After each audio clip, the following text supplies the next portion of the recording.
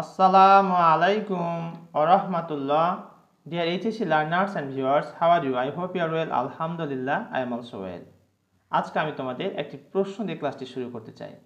প্রিয় শিক্ষার্থী, বলো তো আমাকে, কমপ্লিট সেন্টেন্সে আমরা 5-এ 5 পেতে চাই, 10-এ 10 পেতে চাই, তাহলে আমাদের কি কি আয়ত্ত করতে হবে? হ্যাঁ, খুব গুরুত্বপূর্ণ প্রশ্ন।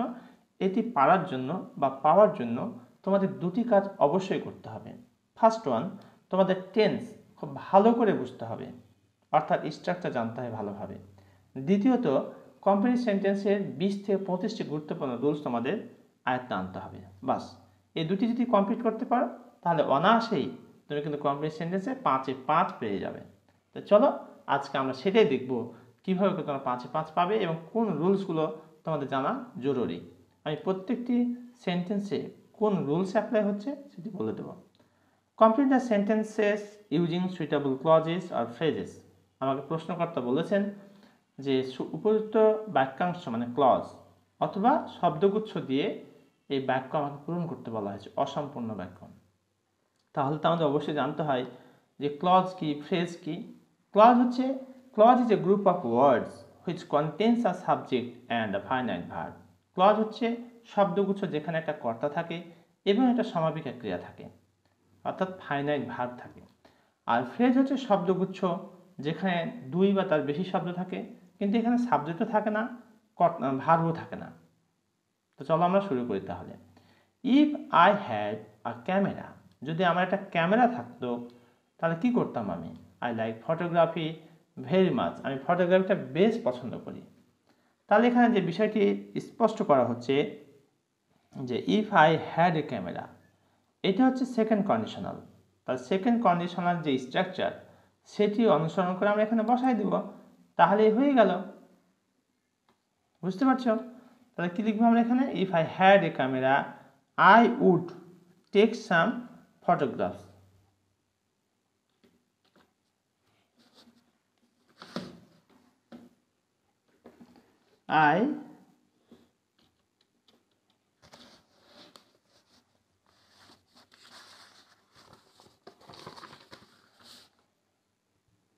If I had a camera,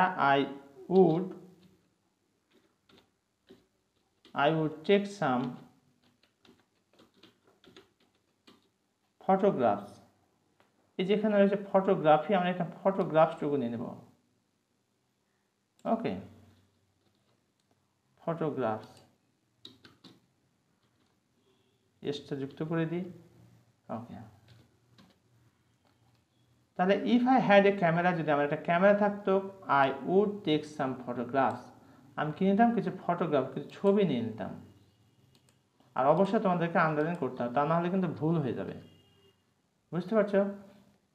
তাহলে if I had a camera, যদি আমার একটা ক্যামেরা থাকতো, I would take some photographs, আমি কিছু ছবি নিতাম।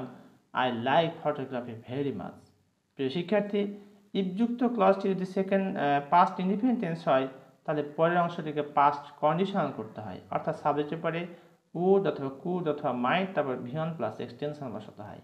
সেই সূত্র অনুসরণ করে এটা আমি বসাইছি। 2 নম্বরটা দেখো, দো হি ওয়াজ ব্রিলিয়ান্ট, যদিও সে মেধাবী ছিল, dash he was very irregular in his college, সে তার কলেজে কি ছিল? বেশ অনিয়মিত ছিল। এখানে আমরা যে কাজটি করব, দো হি ওয়াজ ব্রিলিয়ান্ট, এই দো এবং অল দো এর যে রুলস, যা লেখা থাকে তার বিপরীত ধর্মীয় বাক্যাংশ বসে। দো হি ওয়াজ ব্রিলিয়ান্ট, যদিও সে মেধাবী ছিল, he could not make good results, he could not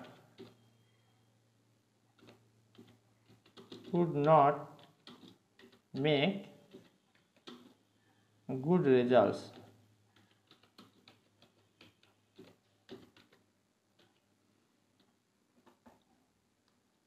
দো হি ওয়াজ ব্রিলিয়ান্ট, যদিও সে মেধাবী ছিল, he could not make good results.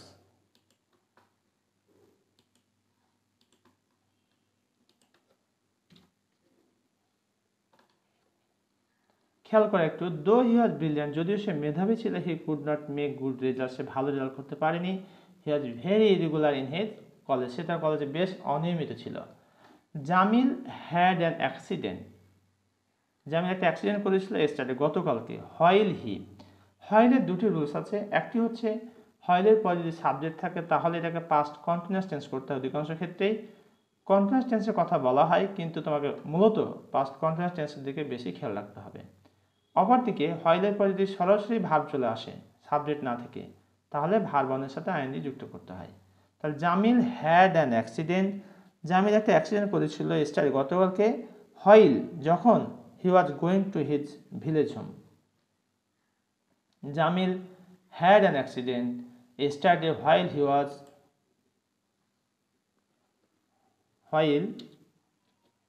was going to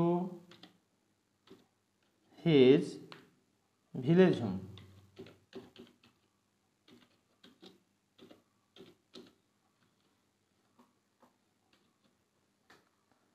একটু আমরা খেয়াল করে সহজে বুঝতে পারবো। দেখো, Jamil had an accident yesterday while he was going to his village home, যখন সে তার গ্রামের বাসায় যাচ্ছিল।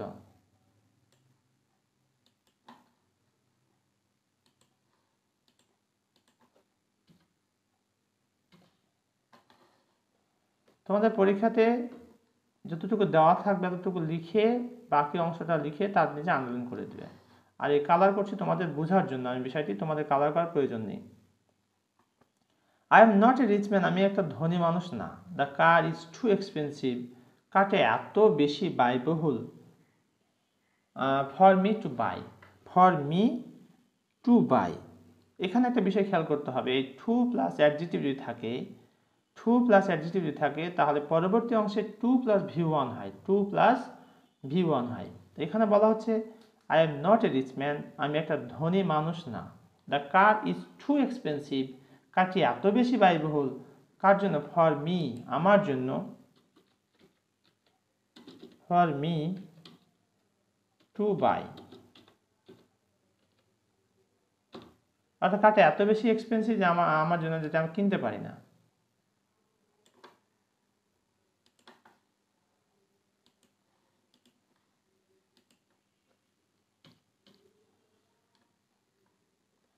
শেষের বাক্যটি আমরা খেয়াল করবো, দেয়ার গোজ আ প্রভাব দ্যাট, একটা প্রবাদ আছে যে dash, so we should make friendship with a gentleman. Dear learners, এখানে একটা প্রবাদ বাক্য চেয়েছে, কিন্তু আমার প্রশ্ন হচ্ছে আমি বুঝবো কি করে যে এই প্রবাদটা দিতে হবে, না আমাকে যে কোনো একটা প্রবাদ দিলেই হবে? নো, এখানে যে কোনো প্রবাদ দিলেই বাক্যটি কারেক্ট হবে না, কারণ নেক্সট অংশে কিন্তু একটা কথা আছে। দেখো, so we should make friendship with a gentleman, ভদ্র লোকের সাথে আমাকে বন্ধুত্ব করার কথা বলা হচ্ছে আমাদের। তাহলে এখানে ভালো ব্যবহারের কথা বলা হচ্ছে, ভালো বন্ধুর কথা বলা হচ্ছে, এইরকম একটা প্রবাদ বাক্য দিতে হবে, অর্থাৎ সৎ সঙ্গের কথা বলা হচ্ছে।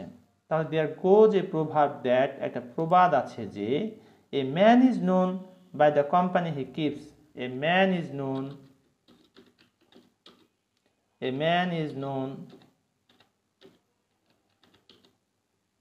by the company he keeps.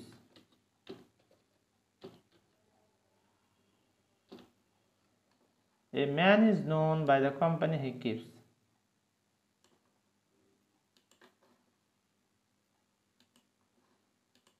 তাহলে এই প্রবাদটা আমাদের কি করতে হবে? মুখস্থ করে রাখতে হবে প্রিয় শিক্ষার্থী, তা না হলে পরীক্ষা তোমরা লিখতে পারবে না, আর মন গড়া দিলে এখানে মার্কসও পাবে না। তাহলে দেয়ার গোজ এ প্রভাব দ্যাট, একটা প্রবাদ আছে যে a man is known by the company he keeps, সঙ্গ দেখে লোক চেনা যায়। So you should make friendship with a gentleman, তাই আমাদের ভদ্রলোকের সাথে কি করতে হবে? বন্ধুতালি করা উচিত। ডিয়ার লার্নার্স, এতক্ষণ পর্যন্ত আমরা যে কম্পিটিশন লিস্টটি দেখেছি তা হলো রাজশাহী বোর্ড 2022 সালের কম্পিটিশন সেন্টেন্স।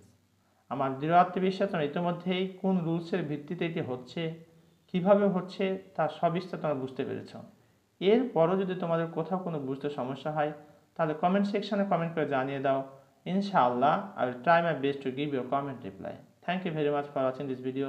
আজকের মতো এখানে শেষ করছি। আসসালামু আলাইকুম ওয়া রাহমাতুল্লাহ।